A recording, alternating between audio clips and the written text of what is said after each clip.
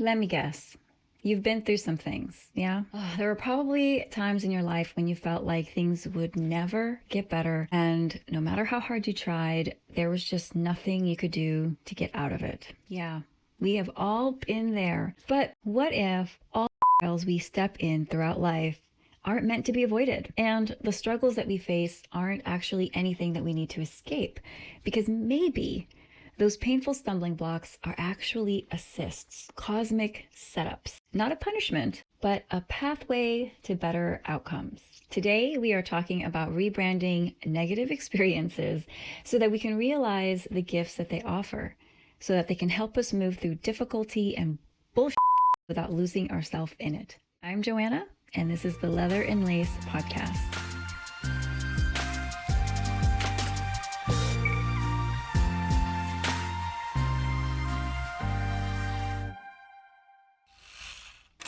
Hello and welcome to the Leather and Lace podcast, where I explore the sacred tension between the physical and the spiritual. I want to kick off this week's topic by talking about being thirsty. No, not the kind of thirsty where someone is desperately seeking attention. I mean actual, literal thirst. I mean, it is such a basic everyday experience that we hardly think about it.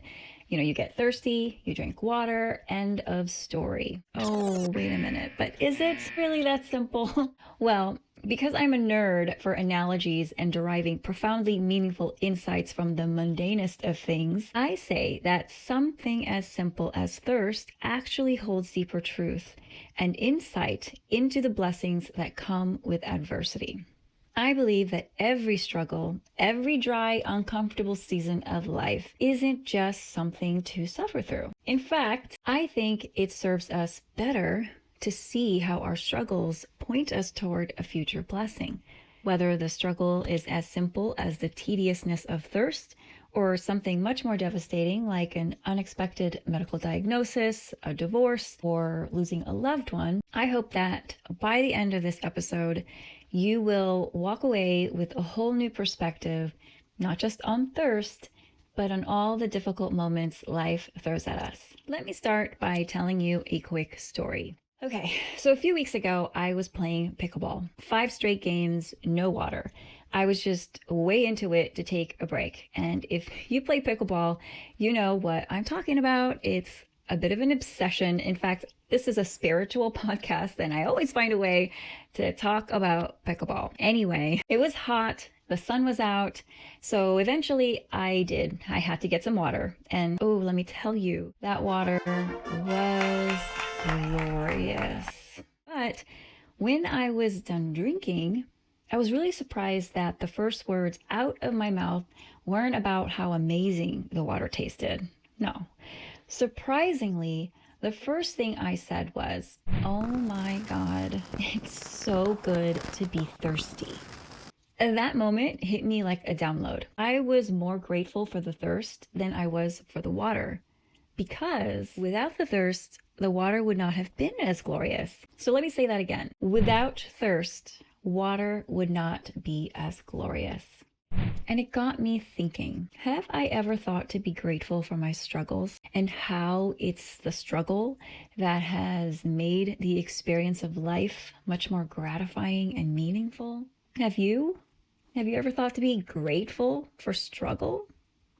See, when we're in the middle of the struggle, it is so easy to feel like we're just suffering for no reason, like the pain is pointless and even cruel. But what if every challenge, every setback, every moment of lack was actually a promise of something better to come? Not a breaking or a punishment, but the very thing leading us to the blessing that's already on its way. Are you going to let the struggle stop you, or are you going to allow it to prepare you?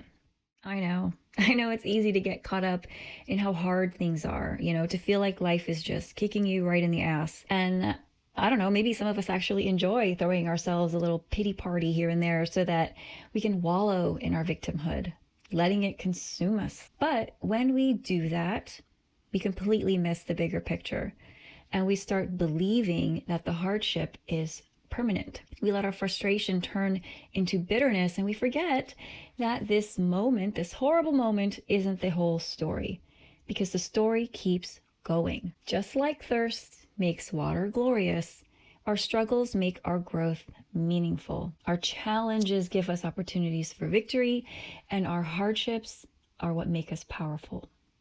Okay, I've got another fortune cookie for you. Okay, here it is. Every masterpiece of life is painted with the brushstrokes of adversity. Before every sunrise, there's darkness. Before every victory, there is a battle. And before every breakthrough, there is a breaking point. Why are we so surprised when life asks us to walk through a little bit of difficulty? And why do we see challenges as roadblocks instead of stepping stones? The truth is this: blessings aren't just things that come after the struggle. The struggle is part of the blessing. The struggle is the assist, the setup, the thing that makes you strong enough, wise enough, and ready enough to finally receive what's coming, what's meant for you. Because sometimes we think we're ready for something, but we're actually not. And sometimes the very thing that we want most in life requires us to go through some things first. Not to prove that we deserve it, but so that when it does come, we know how to hold it. So if you're going through it right now and life feels exhausting, or if you're stuck wondering when things are going to get better, here's my advice. Don't waste your time and energy cursing your struggle. And don't let hardship convince you that it's the end of your story. Instead, focus on the blessing coming to you, because struggle is always a part of it. In the same way thirst makes water glorious and hunger makes food effing delicious, whatever you're dealing with right now, whatever you're having to face, it's just the setup. So instead of fighting where you are or what you have to deal with, or letting your frustration take over, remind yourself of this: it's good to be thirsty.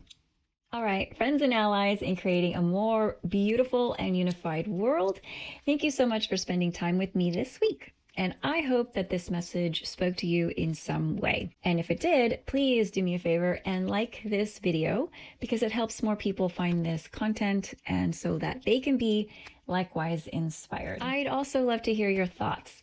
What's a time in your life where a struggle led you to something amazing? Drop a comment and share your story in the comment section. Also, make sure to subscribe so you don't miss out on new episodes, which come out every Thursday. Next week, I'm exploring the spiritual implications of the Blake Lively-Justin Baldoni legal case.